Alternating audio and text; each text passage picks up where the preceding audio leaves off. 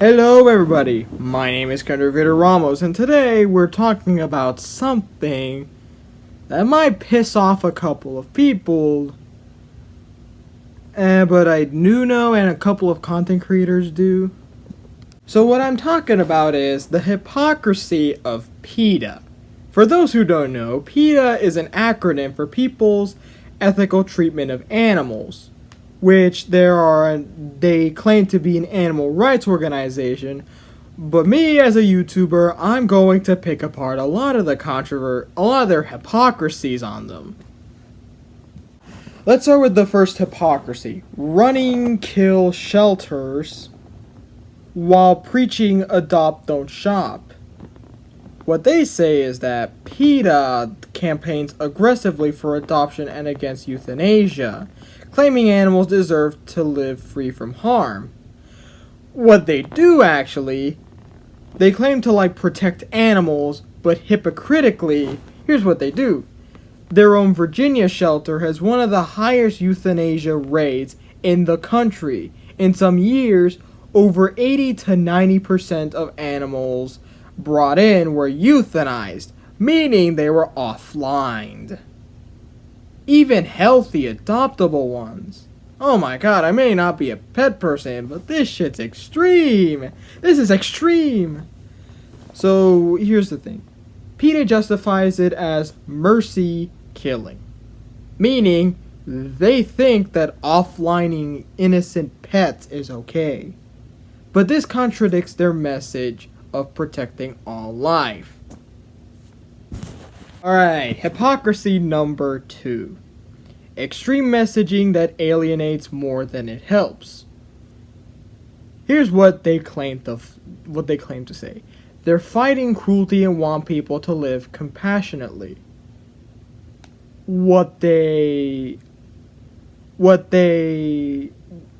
hypocritically, they compare meat eaters to Nazis, even though Hitler canonically was actually a vegan in World War II. That's what PETA does not know about that. Animal farms to concentration camps, which, for those who don't know, are death camps meant to offline Jews, gypsies, gays, and the disabled, and a few others who the far right, who the German back in World War II did not like. And even circus animals to enslave people, trivializing real human suffering. Their shock tactics often desensitize the public rather than inspire empathy, and can offend the very groups they claim to stand with. Come on, you people. This is wrong. You can't just be comparing meat eaters to the German Empire back in World War II. Now, hypocrisy number 3. Targeting individuals instead of corporations. What they claim to say is they want systemic change to end animal cruelty.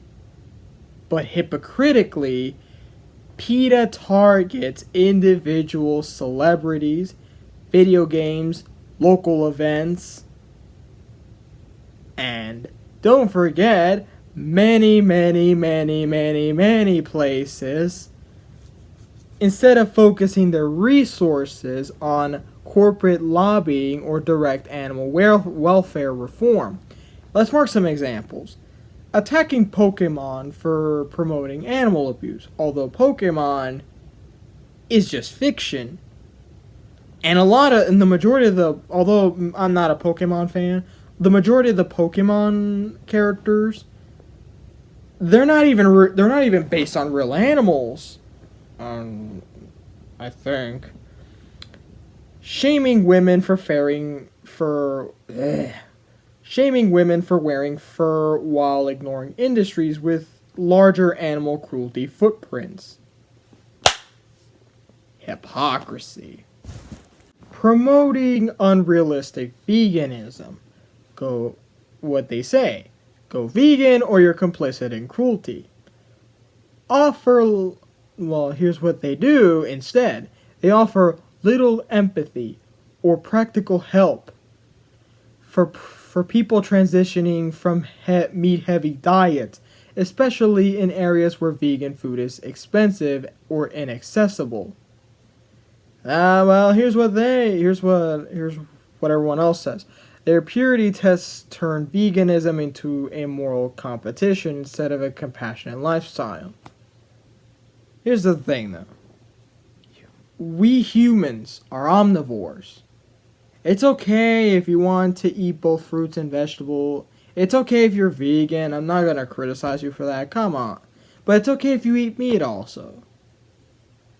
But PETA doesn't want that shit. They want you to, if you're good, you need to be vegan. Wrong. Be yourself. Be whatever you want. Either vegan, omnivore, or carnivore. Now, hypocrisy number 5 of PETA. Misleading public campaigns. They rely on facts and awareness, but what they actually do is that some campaigns have used doctored photos, false statistics, or exaggerated claims. Like suggesting milk causes autism. As an autistic person myself, that's just a fabricated lie. Come on, I've been autistic ever since I was 2, and I've always drank dairy for the rest of my life, and it didn't cause me any autism. But anyways, we're getting out topic. Or that pet ownership is inherently abusive. No, that's not abuse. People can adopt pets and take care of them. That ain't animal abuse. That ain't animal slavery. That is being nice. It's okay. If you adopt a pet, nothing happens to you. Although a little bit of responsibilities and a few other shit. But you're not an animal abuser. You're not a slave. You're not a slave owner. You are a kind person. But what the critics say is, these tactics undermine legitimate animal rights advocacy by spreading misinformation. Why? Now, hypocrisy number 6. Hypocrisy in pet ownership and animal use. What they say, animals are not ours to use for entertainment, food, clothing, or companionship. But what they do is PETA's very own staff, who claims to be animal rights activists, have been documented owning pets, using service animal, or even working with celebrity campaigns involving animals. But what the critics say, if all animal-human relationships are exploitation, PETA's own practices contradict their beliefs. And now we reach the 7th and final hypocrisy. Prioritizing publicity over results. It's what PETA does. They want attention. They're rage baiters. But now let's focus on what they do. What they say, they're fighting for change.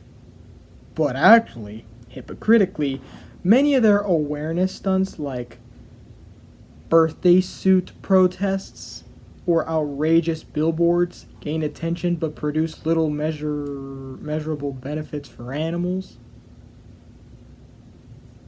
But here's the actual truth. PETA thrives in controversy because being talked about is more valuable to them than achieving quiet, effective change. Shame on you, PETA. In short, PETA's hypocrisy lies in preaching compassion while practicing extremism, promoting ethics while excusing harm, and claiming purity while behaving politically. Even many vegans and animal rights activists distance themselves from PETA because of the organization's contradictions, insensitivity, and dogmatism.